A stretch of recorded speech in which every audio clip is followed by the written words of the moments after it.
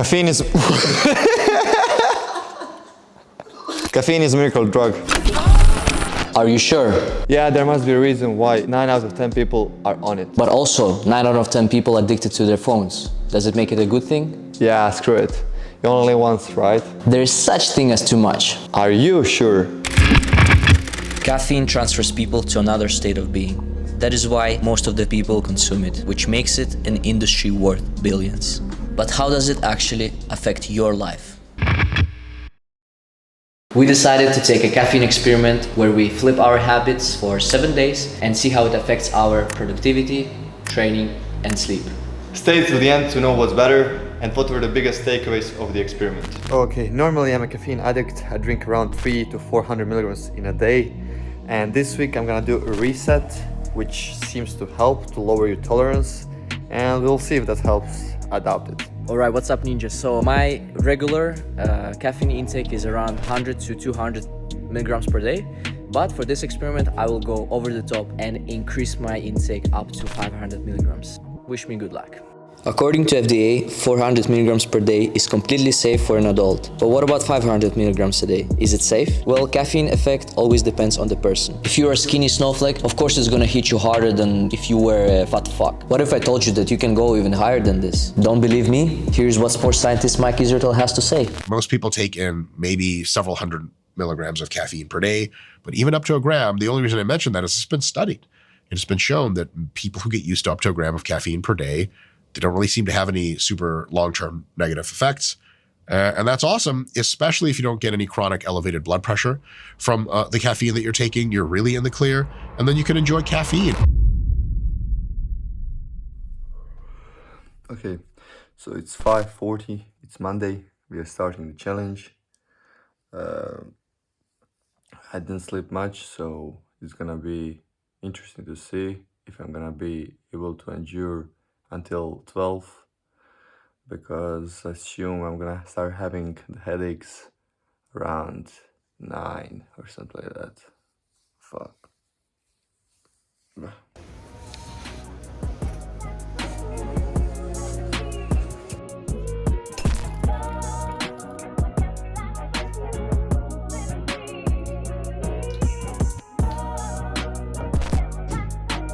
I'm meeting this motherfucker to see how he's doing.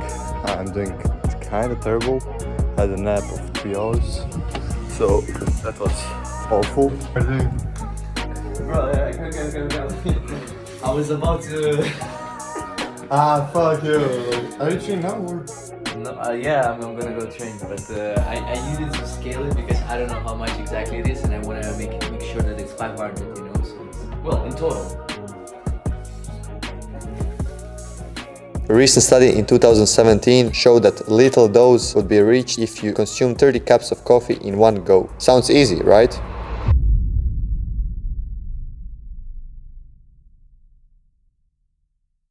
And I'm feeling pretty terrible, to be honest. Like, I don't have any energy. I don't want to act like I'm just complaining, but it's completely different feeling. Like, I don't know, I cannot express it.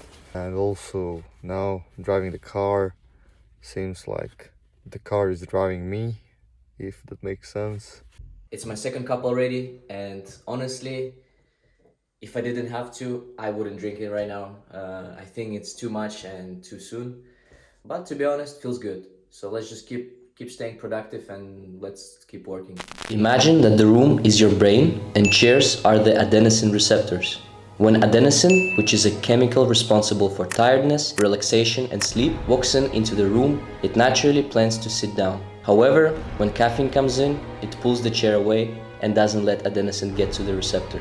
By blocking adenosine from the system, caffeine makes you more alert, awake, and focused. But caffeine doesn't last forever. After a couple of hours from consumption, it starts to fade away. On the other hand, adenosine never left your system and was just patiently building up. As a result, when caffeine is gone, adenosine takes over with a huge force, which leads to a well-known effect as the caffeine crash. So, now I feel the caffeine crash. The way I can describe it, it's like, just imagine that you're wearing a tight hat and it just, you know, it's very tight and it presses. It's still like it's not like a headache, but it just constantly irritates you. It's like, you know, pressing you. So that's how it feels. That's, you know, the best way I can describe it. But I hope Reno is doing all right. I have no energy, nothing. Oh, shit. Also, my willpower is like awful. I just ate like a lot of snacks, like Pringles, almost whole thing. I ate it last night. So yeah, let's see how it goes. On the other hand, caffeine reset is really powerful tool to lower down your tolerance and decrease effects on it. However, when you go cold turkey on caffeine consumption, there are several withdrawal effects that may occur. Most common are headaches, fatigue, decreased energy, and even anxiety. Today is the worst day, definitely. I have such a huge headache, also no will to do anything.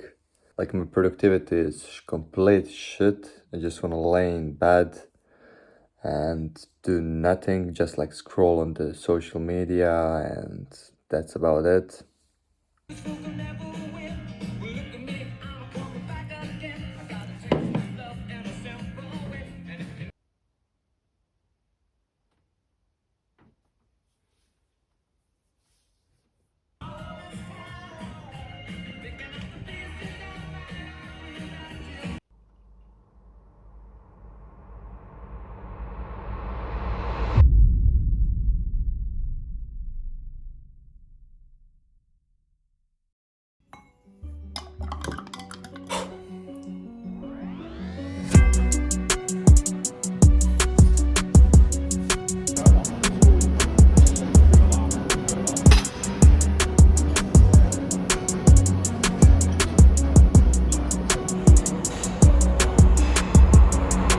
And by the way, we created a sick-ass training program for you. It's highly customizable to your training level, desired goals, and lifestyle. All exercises are well thought through to make it easy for you to start, follow, and stick to. And for the record, it's completely free. So don't give me bullshit and click the link below. Yo guys, just got done with the workout and honestly it was not the best. I felt like it was too much and my head was just like full of energy, that it was like hyper focused, so I couldn't focus on anything. So honestly, it just made it worse. I still went through all the workout and finished it, but it didn't feel right. It's definitely too much and my body's not used to this dose. In 2021, there was a meta-analysis, aka 2 or more separate studies combined into one. They found out that consuming caffeine 60 minutes before training led to increase in performance by 2 to 5% on average. Especially it appears to show the most benefit with aerobic exercises like swimming, cycling and jogging, while for short intensive efforts like resistance training it showed moderate improvements. It's also important to mention one more or less obvious benefit: placebo effect, a phenomenon where people report real improvement after taking a fake or non-existent treatment. In a small study, sprinters performed equally whether they had a caffeine or a placebo, as long as they believed they had caffeine. But when they were told it was a placebo, they ran slower and performed worse. Sounds perfect, right? Fuck, I gotta disappoint you. There is one problem. While caffeine is probably your best bet for increasing your performance in the gym naturally, it will taper off with daily use for prolonged periods of time as the tolerance will build up and it won't be as beneficial anymore. Welcome to the club. Now you're officially a member of Caffeine Junkies. So how can we take an advantage of caffeine when training? Try to save it for heavy sessions or the days when you really don't feel like training. As simple as that. What? It's horrible. This trying with caffeine is like also horrible. I don't want to push myself to failure, even though I did. Yeah, I don't have like this burning desire in me to go to failure, like normally I do. So also every time I do some hard set, like it's just headache. What about you? I don't think it helps at all, honestly. I think it made more damage than good. Because it's just not the same state of being. It's still better than without caffeine, but anyway, I still need to finish, and it's 6 o'clock and yeah, I'm still not done.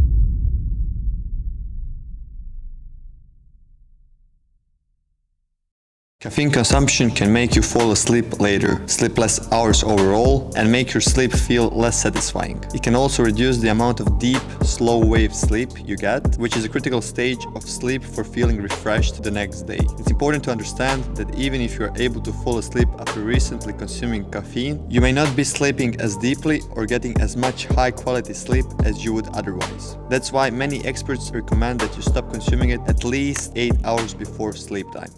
Take back sort of 10 hours or 8 hours of time. That's the time when you should really stop, using caffeine, is the suggestion. And the reason is because for those people who even just keep drinking up until, into the evening, you're right that they can fall asleep fine, maybe they stay asleep, but the depth of their deep sleep is not as deep anymore. Always remember that the timing and the dose make a poison. So try to have your trainings earlier in the day, because if you take pre-workout shots in the evening, then no wonder why you can't fall asleep later at night. Okay, one more thing. Fuck this. Okay, one more thing. You can substitute your coffee or energy drink with some black tea or with some instant coffee that has lower amounts of caffeine. So you can drink it later in the day, but still sleep pretty decently at night. And if you have something important that you need to get done, feel free to pull up an all-nighter, because this is not gonna ruin your life. However, don't make it a habit. You think that your sleep is worse and that affects your recovery or what? I think so. I hate it. I don't like it. Really? I would give up everything to be in your I'm shoes. done with the workout, but I feel like caffeinated still. So it's That's the most blissful feeling. that's just waste of energy, because I'm wasting it. Now, I'm not gonna do anything. So I just basically have so much energy to do something, but I'm not doing it. Because I'm done with the workout, So where do I put this energy? That's why it's so hard to fall asleep these days, because I'm coming home with so much energy left, and that's why it takes some time to. Yeah, interesting, Yeah, I get it.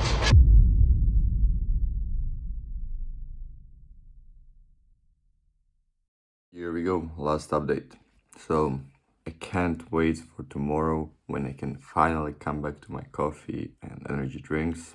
During this past week, all of the things were shit. Training was sluggish, productivity was slow, and sleep didn't turn out as I expected.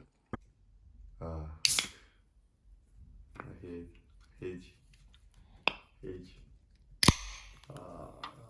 love this song. How are we doing? We good? Shit. Just want this. I'll pay up to 15 euros for this can now. Up to 15. Let's finish this with some caffeine from Pepsi Max. The best. Here we go. Back to the old habits. Cheers. Finally. I waited for this so long. So, how was your week? My week. Why the fuck would anybody go without caffeine? I don't get the point at all. It was criminally bad. I had no energy, I had constant headaches. My sleep wasn't better, which I was hoping for. The training also kind of sucked because I didn't have that will to push to the max, to RP10. And productivity, yeah, that was the biggest hit on productivity. Because you can be in good mood once you're socializing and talking to people, but once you're by yourself, by your computer, trying to do something that requires a lot of focus and concentration, you end up doing shit. You end up just scrolling on social media. And one thing that I really realized is that how important rituals are, because my morning was destroyed just because I didn't have a cup of coffee. I always take a cold shower and then I go straight to make my coffee, even though Andrew Huberman says you shouldn't do it, but fuck him. Yeah, it was terrible. I'm never doing it again. And I don't know why people would do it if there is no consequences of using caffeine in normal dose. So basically, it's nonsense. From the bottom of his heart. Yeah. Well, from my side, I would say first 2 cups of coffee were actually good. I felt the hit, but also first 2 nights I couldn't fall asleep. That was also the worst moment of this experiment. I would say in terms of productivity, I was good. I was actually doing way more than usually, so it was actually a positive effect. In terms of training, honestly, it didn't feel right. I wouldn't take as much caffeine before training. It did more harm than good in this case. But in terms of sleep, it might be a placebo in my head that it ruins the quality of my sleep. But what I know for sure, first 2 nights I couldn't fall asleep. That's a fact. And yes, I also had this little tension that I was talking about in my head, kind of like a tight hat on my head. But so far it was actually all right and I survived. But of course I wouldn't do it again. I'm good with my low dose of caffeine, and I think everyone should take what works for them, because there's no point of going for what others say if it doesn't fit your lifestyle and it just makes you more harm than good. So take this approach. Test it, of course, but don't go over the limit, and if it's too much for you, then it's too much. It doesn't matter what the science says and what Andrew Huberman says. Yes. I like that guy though, so Yeah. fuck him. I think, yeah, definitely because of the sleep. I think that's a big thing, because a lot of people today take caffeine too close to the sleep, which I am also in this category on some days. I tried not to be, but you know, life isn't perfect, so sometimes if you have long night of studying or doing work, you might take it, you know, fuck it, it's gonna help you in this sense. So time and dose makes the poison. Learn it from Wikipedia, right? No, from Matt Walker. Matt Walker. He's the scientist. Okay. Then it's legit, yeah. And one more thing, if you want to know how I made a sick transformation in under 3 hours, please check this video up here, where we also reveal how all of these fitness cunts are misleading you.